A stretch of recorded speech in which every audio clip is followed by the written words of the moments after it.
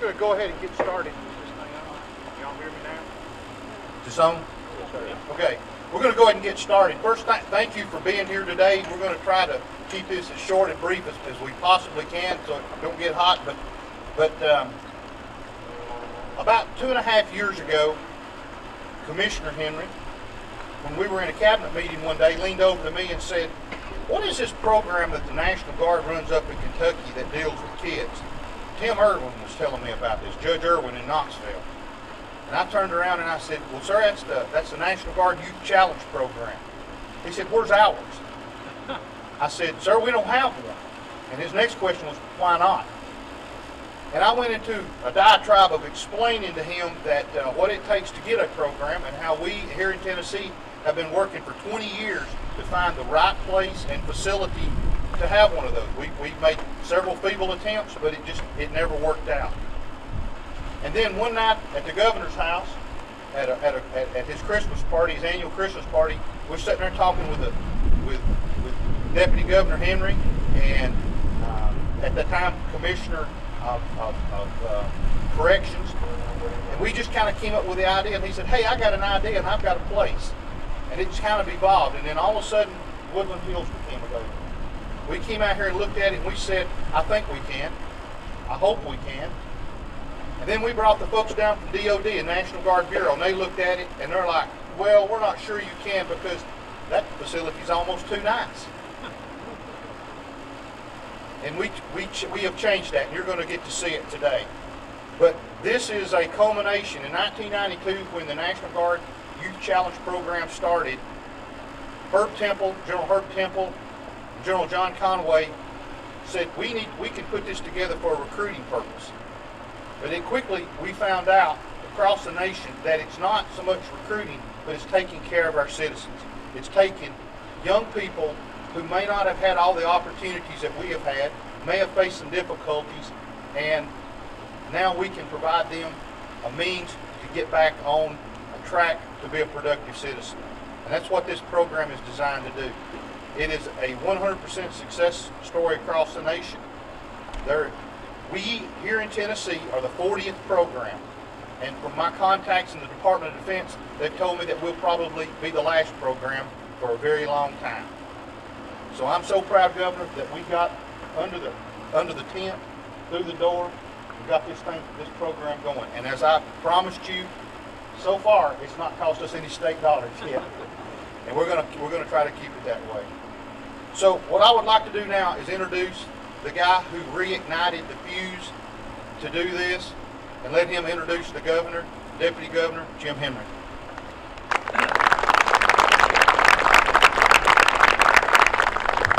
Thank you very much, General. You know, it's easy sometimes to have ideas, but it's another thing to make it happen. And when you take a look at the coordination of the different departments that made this a success, it's really interesting how it happened. And General Haston, if it hadn't been for you, Ryder and that, it would not have happened. Bonnie, thank you for all you've done and contributions. And Department of Corrections, Tony, it's just been unbelievable what you've been able to do with this facility at almost no cost. And Burns, thanks for your help, and all the other commissioners and the different departments and the community, you know, here was accepted of it and worked hard to make it happen. And it's just been almost 100% win. And I tell you what that excites people that deal with kids. What excites people that deal with kids is getting in and making something happen before they get in trouble, not after they get in trouble. And I think this gives us the opportunity not to have to go in the kitchen and clean up the dirty dishes, but try to help these kids on the front end and to have the kind of life that we all know that they can have. And I think it's an exceptional use. Bill Winsler, he deserves a tremendous amount of credit for making this happen. A lot of other people that have contributed to this. But we're just excited about this happening and look forward to starting, and I can't wait for the first graduation. But it's my pleasure right now to introduce the governor of this state. He's the greatest governor since Sam Houston. And I've known most of them in my life, so I'm a good judge of that. But anyway, it's my pleasure to introduce him at this time, Governor Bill Haslam.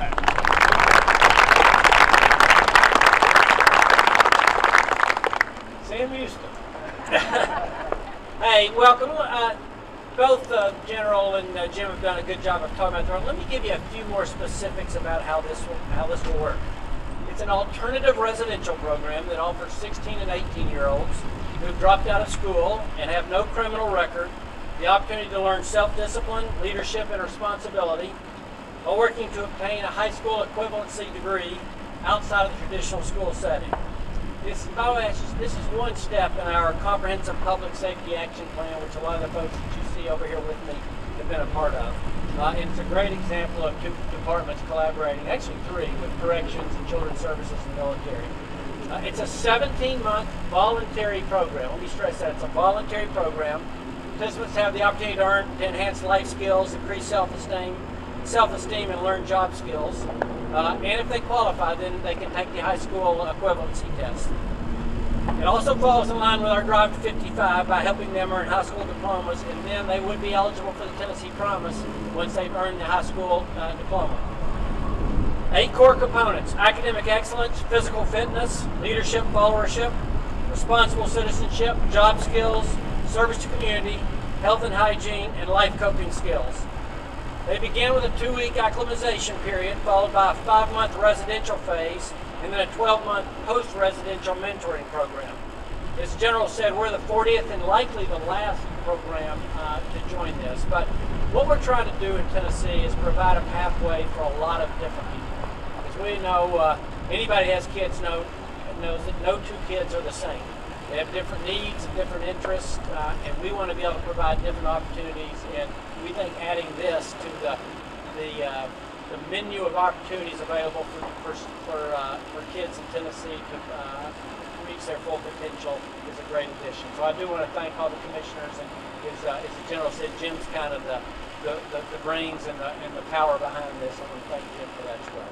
So thanks. I think we're back, General. Back to you.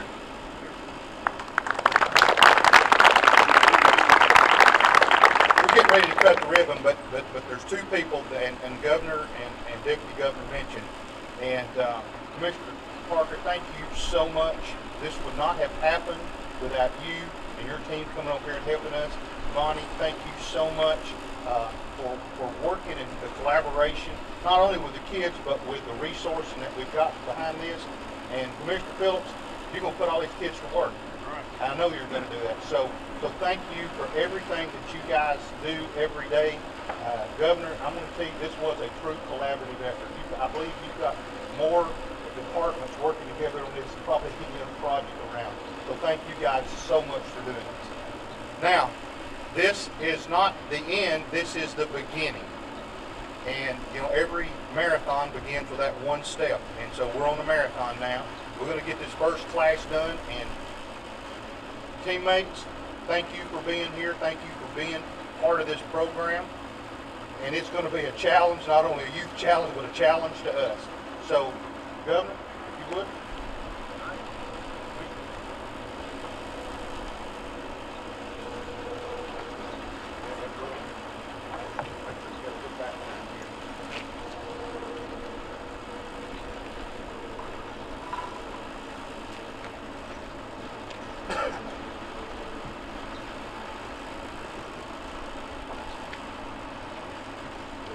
Big scissors. All right, come on in here, everybody.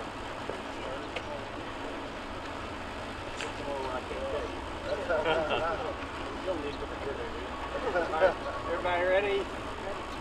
Dawn, you ready? 1, 2, 3.